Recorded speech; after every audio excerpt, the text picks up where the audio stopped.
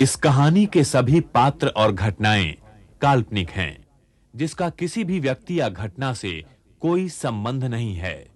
यदि किसी घटना के साथ इसकी समानता होती है, तो इसे मात्र एक संयोग कहा जाएगा।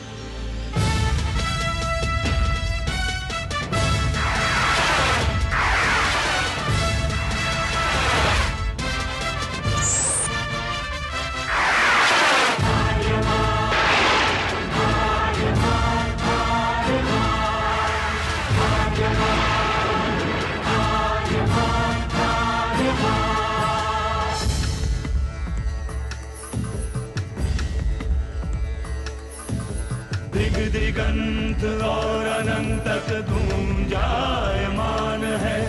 ब्रह्मनाद है विधि का वो अटल विधान है। धर्म की अधर्म पर विजय का वो प्रमाण है। जायमान है वो अटल विधान है। विजय का वो प्रमाण है। ब्रह्मांड का महान योद्धा आर्यमान है।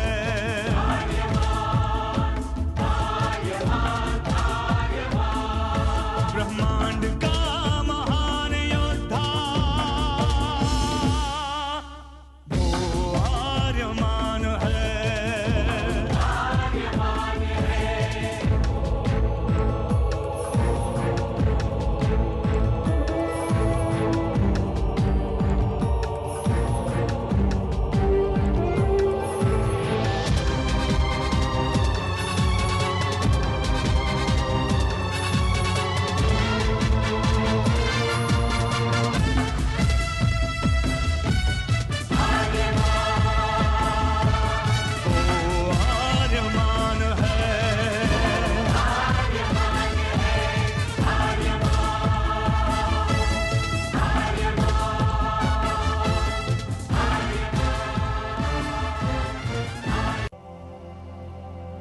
अनंत असीम ब्रह्मांड, अद्भुत, विशाल, विराट, जहां असंख्य आकाश गंगाएं प्रतिक्षण बनती रहती हैं, मिटती रहती हैं।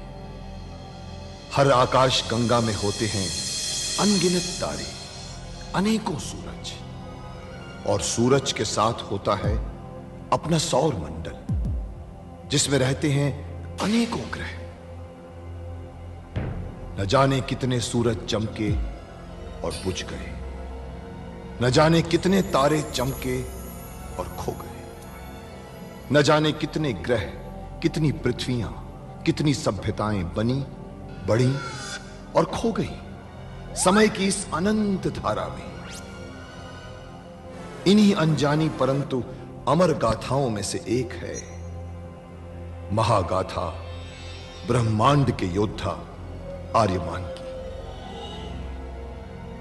बहुत समय पहले पृथ्वी से लाखों प्रकाश वर्ष दूर आर्याना आकाश गंगा में एक ग्रह था, थार।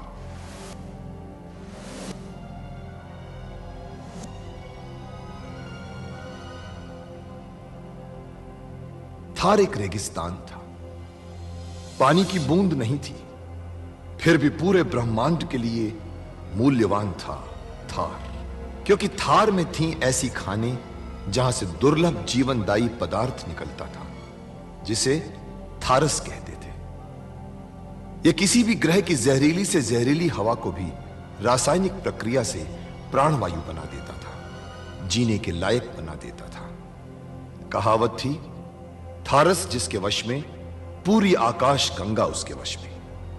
आर्याना आकाश गंगा की संरक्षक संस्था ओमियान के नियमों के अनुसार थारस को कोई भी व्यक्ति अपने वश में नहीं कर सकता था। यहां तक कि थार ग्रह का राजा जारांत भी नहीं। राजा होते हुए भी जारांत अपना राज्य गणतंत्र प्रणाली से चलाता था।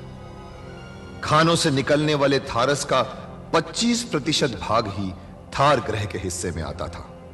बाकी का हिस्सा ओसेक अंतरिक्ष संगठन में चला जाता था। ओसेक आरियाना आकाश गंगा के व्यापारियों का संगठन था और जिसका संचालन अंतरिक्ष में बनाए गए एक कृत्रिम ग्रह ओसेक से होता था। मगर ओसेक संगठन में कई व्यापारी ऐसे भी थे जो अति महत्वाकांक्षी थे, जो पूरे ब्रह्मांड में अपना आधिपत्य स्थापित करना चाहते थे। परंतु जब तक ओमियान था तब तक कोई कुछ नहीं कर सकता था। ओमियान अंतरिक्ष के लोगों की संरक्षक संस्था थी, जो अंतरिक्ष के निवासियों के हितों का पूरा ध्यान रखती थी और अपनी शांति सेना के द्वारा संपूर्ण ब्रह्मांड में शांति और व्यवस्था बनाए रखती थी। इसी ओमियान संस्था का अध्यक्ष था महान होशिंग।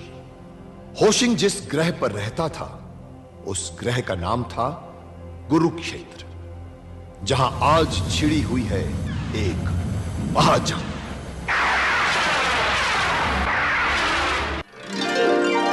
वादे के मुताबिक दोस्तों, मैं आपके सामने हाजिर हुआ हूं ब्रह्मांड के योद्धा आर्यमान की पिछले 13 एपिसोड्स की बची हुई कहानी सुनाने के लिए। पिछले सप्ताह आपने देखा कि किस तरह से रासा जीनों की मदद से नासा और शुक्रांत के सभी षड्यंत्रों को मात देती हुई टोबो के साथ बालक आर्यमान को कुरुक्षेत्र में महान होशिंग के पास भेज देती है।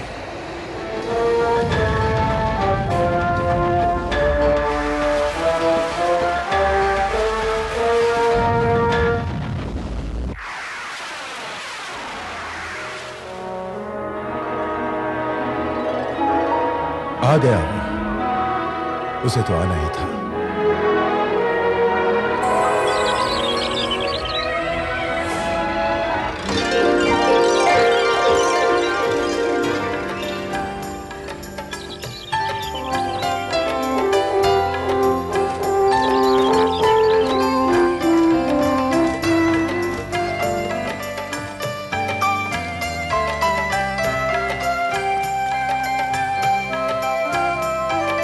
यूं आर्यमान महान होशिंग के पास कुरुक्षेत्र में पहुंच गया, परंतु वहां थार के राजमहल में अभी भी शुक्रांत और नासा हर पल नए नए षड्यंत्र तलाशते रहते थे। और इस बार उन्होंने अपने षड्यंत्रों में महारानी रासा को शिकार बनाया। महाराज जारांत के कान भरे और आर्यमान की हत्या करने के अभियोग में रासा को जेल भिजवा दिया, जहां गुरदान पहले से ही तय था।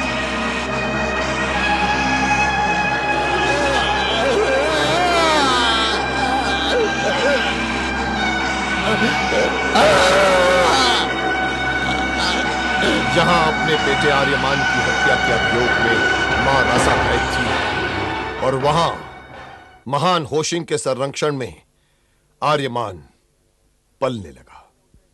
गुरु होशिंग ने उसे हर तरह की शिक्षा दी, शस्त्र तथा शास्त्रों का ज्ञान दिया और बनाया ब्रह्मांड का महान योद्धा।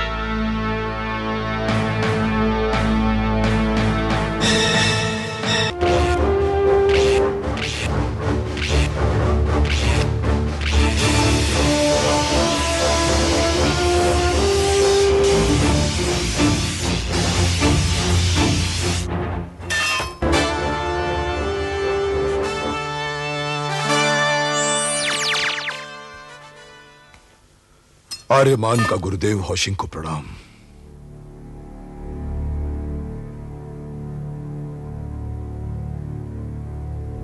एक गुरु के लिए आनंद नहीं इससे बड़ा जब उसी का शिष्य उसे परास्त कर दे। सिद्ध हुए तुम शस्त्रों की परीक्षा में आर्यमान। शास्त्रों की परीक्षा में भी मैंने नहीं पाया शिष्य तुमसे श्रेष्ठ। योद्धा नहीं है ब्रह्मांड में तुम्हारे समान। मुक्तिदाता होगे तुम ही, आर्याना आकाश गंगा के। मुझे क्या करना है? तुम्हें ग्रहण करनी है शपथ अपने कर्तव्यों की। हुई थी स्थापना ओमियान संघ की शांति के लिए। तुम चुने गए हो मुक्तिदाता ब्रह्मांड के। इसीलिए मैं चाहूंगा कि तुम शपथ ग्रहण करो ओमियान संघ में ब्रह्मांड के सभी प्रतिनिधियों के सामने। करूंगा रक्षा ब्रह्मांड में धर्म की।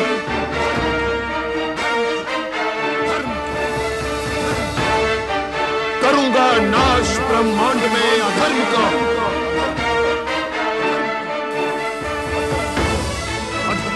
लड़ूंगा विरुद्ध ब्रह्मांड में अन्याय के।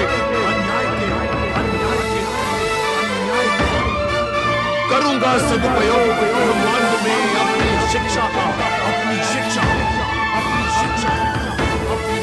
बनूंगा बल ब्रह्मांड में दुर्बलों का।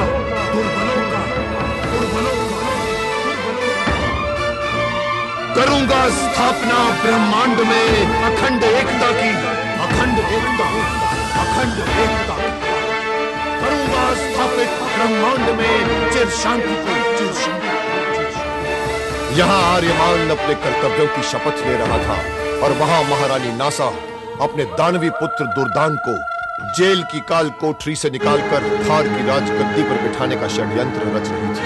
इस आज्ञा पत्र पर आपकी ही राजमुद्रिका है ना जारान? परंतु मैंने जिस आज्ञा पत्र पर हस्ताक्षर किए थे उस पर तो यह लिखा था कि युवराज आर्यमान को थार वापस लाया जाए। और इसमें लिखा है कि युवराज आर्यमान की हत्या कर दी जाएगी। नहीं, नासा की चाल कामयाब रही। दुर्दान जेल से बाहर आ गया।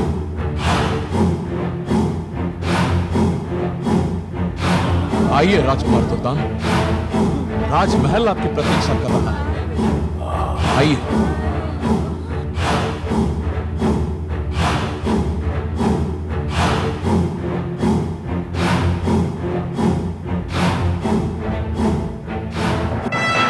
महाराज जारांत को मजबूर होकर अपने हर तरह से अयोग्य पुत्र दुर्दान राजकोष।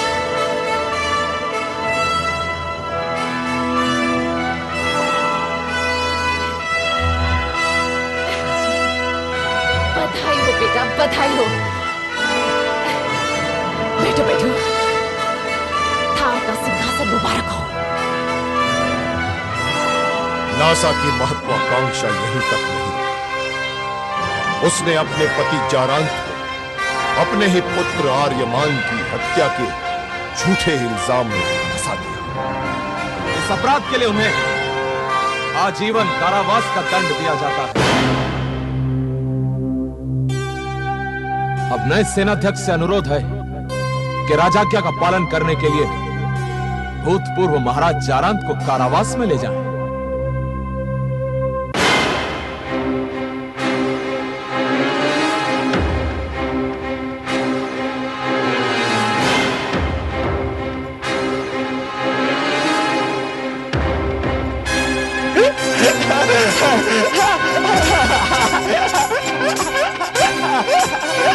महाराज जारांत को उसी के राज्य की जेल में डाल दिया गया जहां उसकी पत्नी रासा शुक्रांत और नासा के षड्यंत्रों की वजह से पिछले 25 सालों से कैद थी। रासा अपने पति को देखकर चकित रह गई। महाराज,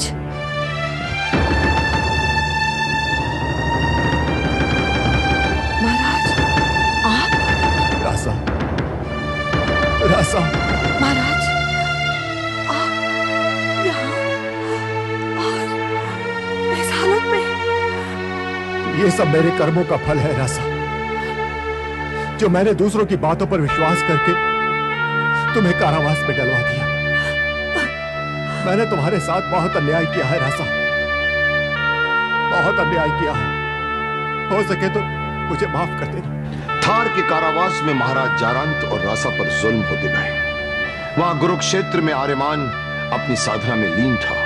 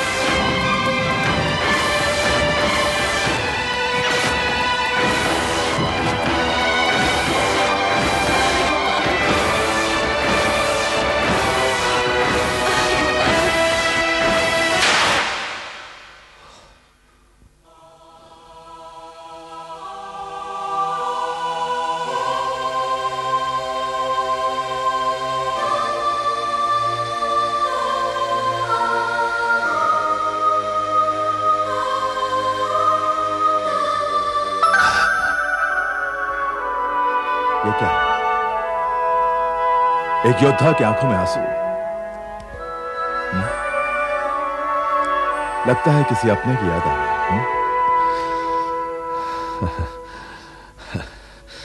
मैंने तो बचपन से ही मां का रूप और पिता की छवि आपने ही देखी है आचार्य, परंतु मैंने ध्यान में किसी दुखी औरत को कारावास में तड़पते हुए देखा है।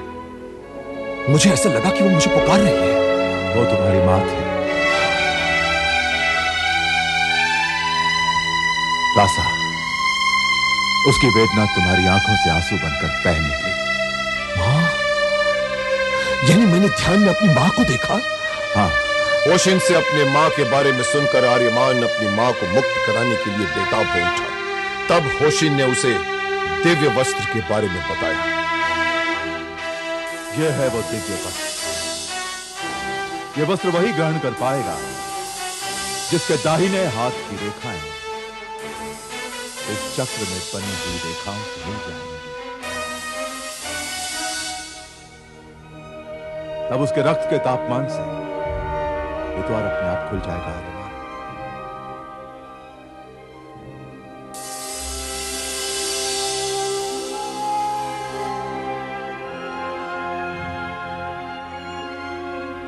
मेरे हाथ की रेखाएं नहीं मिली, नहीं खुला तो अब तुम अपना दाहिना हाथ इस चक्र में रखो।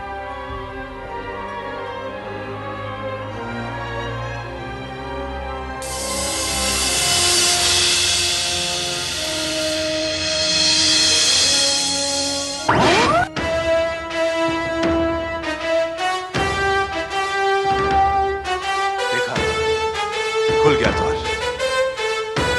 तू ही है वो ब्रह्मांड का योद्धा जिसकी प्रतीक्षा थी आर्याना आकाशगंगा को सदियों से।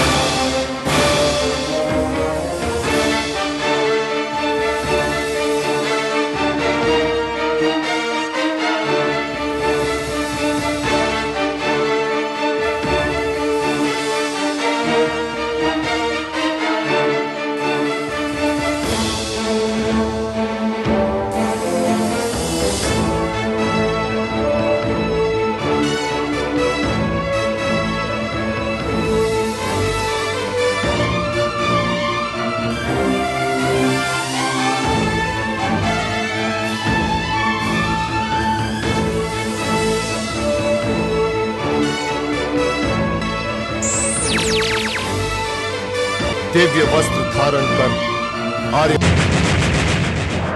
इससे क्या होगा? पर तेरे लिए चांदी का बंगला बनाऊंगा, उस बंगले में सोने का ताला लगाऊंगा।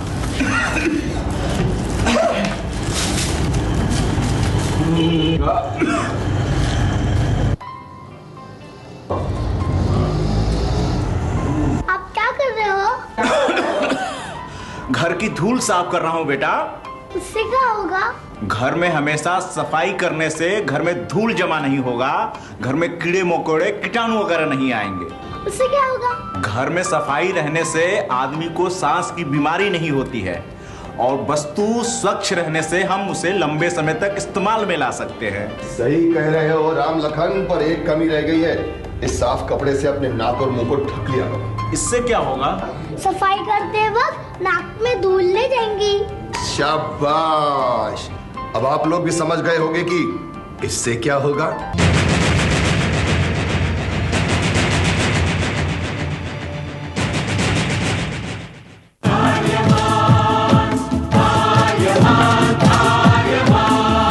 ब्रह्मांड का महान योद्धा वो आर्यमान है।